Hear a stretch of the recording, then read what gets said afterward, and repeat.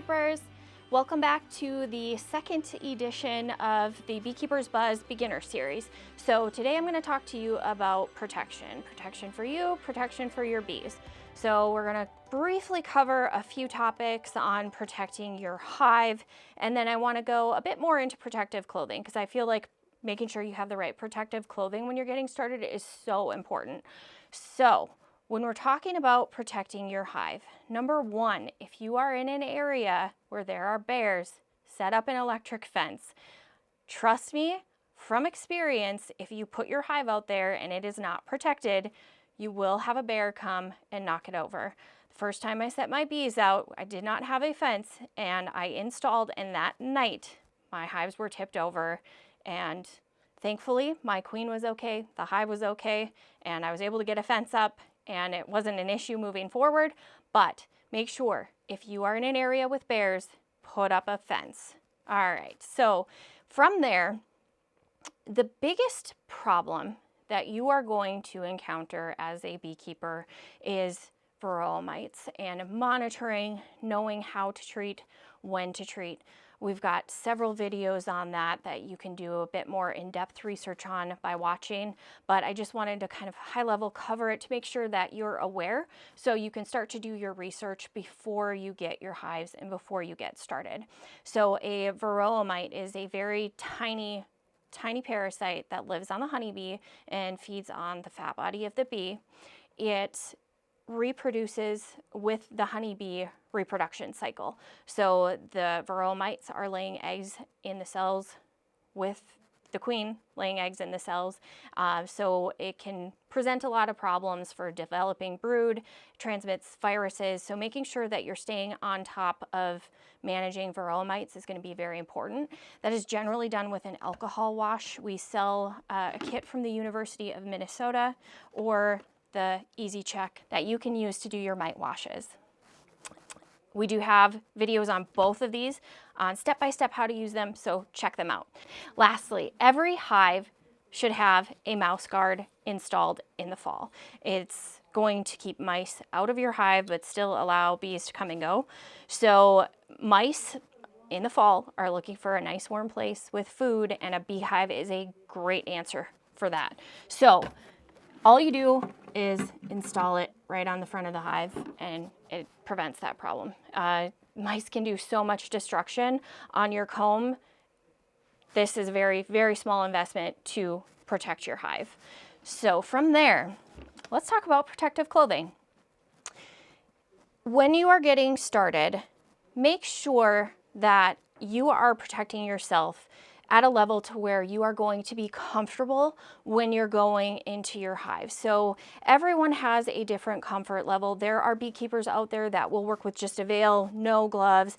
There are beekeepers that are covered head to toe. So just ask yourself, what is my comfort level? Me personally, I prefer to just wear a jacket, and depending on the time of year, I may or may not wear gloves.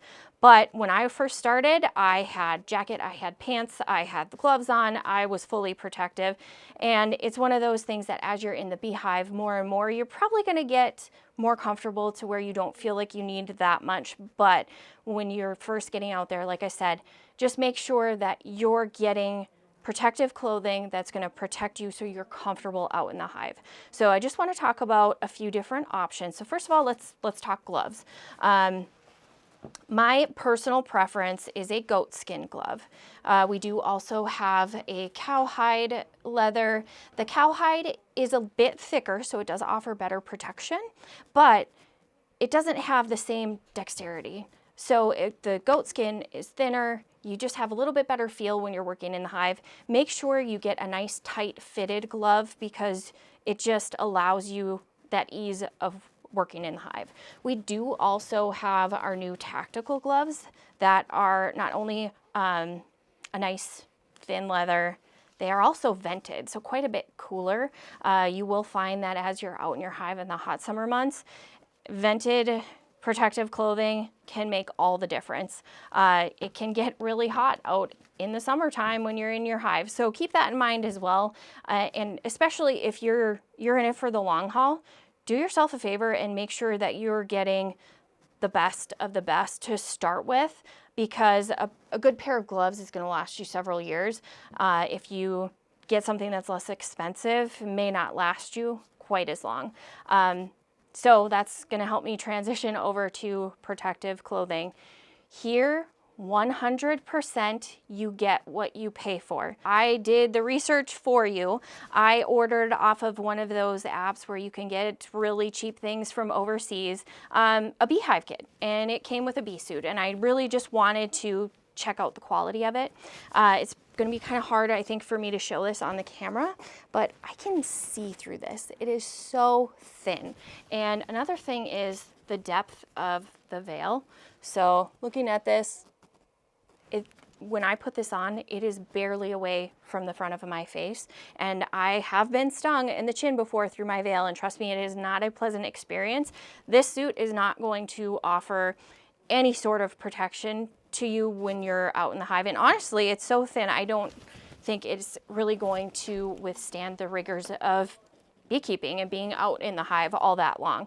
So that being said, let's talk about some of the suits that Mann Lake sells that are a bit higher quality. So we offer two different types of protective clothing. We have a vented line, which, like I said, in the summer months, that vented is going to be nice and cool for you. And then we do have a cotton poly blend. Personally, I bought myself one of our economy jackets when I first got started, and I am still using it today. So I think we're coming up on 10 years of use on that, and it has protected me very well. I have not been stung through it, knock on wood. It's one of those things that you want to protect yourself as best as you can, but know that no suit is 100% sting proof. So let's take a look at the cotton poly here first. So this particular one, you can see just from me moving the material, it's quite a bit heavier. This one features a round veil. There's two styles of veils. This round veil, which offers good visibility all the way around, and it also just holds the veil away from your face, so offers really good protection. And this one, like I said, this is just a jacket, but we do offer this in a full suit as well. So again, just take a step back and think, what am I gonna feel the most comfortable with when I have thousands of bees buzzing around me? And if you think you're gonna be okay with a jacket, get the jacket. If you're a little unsure, just get yourself the full suit. That way you're going to be comfortable when you get into the hive. So the vented jacket that I have here features our hooded style of veil, and this is the one that I wear, is a hooded style, and basically it's kind of like a fencing veil. So it is away from your face. You can see there's good depth there, and it's self-supporting, so you don't have to wear anything with it. I do usually wear a baseball cap in the event that I happen to accidentally touch my veil. I don't want it coming back and touching my face to where I get stung. So a baseball cap is just a nice way to keep it away from your face, and also keeps my hair from getting in the way, all of that. So the vented material, let's talk a little bit about this. So you can probably see, I mean, you can see through this, but what's important to note is with our vented clothing that there's 3 layers of material here. So this particular line is actually thicker than what a bee can actually sting through. So it offers great protection, but it breathes. It's one of the more expensive ones, but like I said, you get what you pay for. So do yourself a favor when you're looking at your protective clothing, make sure that you're at the very least getting something kind of middle of the line. Don't go out there and buy the cheapest bee suit that you can find, because like I showed you, it's not going to protect very well, and it's just not going to last very long. So if you spend a little bit more on the front end, you're going to get protective clothing that's going to last you for years. And certainly if you have any questions, we have a knowledgeable sales staff that can answer any questions that you have on our protective clothing. We're happy to help. You can also check out Bella, the beekeeping assistant, on our website, or ask your questions in the comments and we'll go ahead and answer them for you. And next episode, we are going to talk about feeding your bees. So check back next month.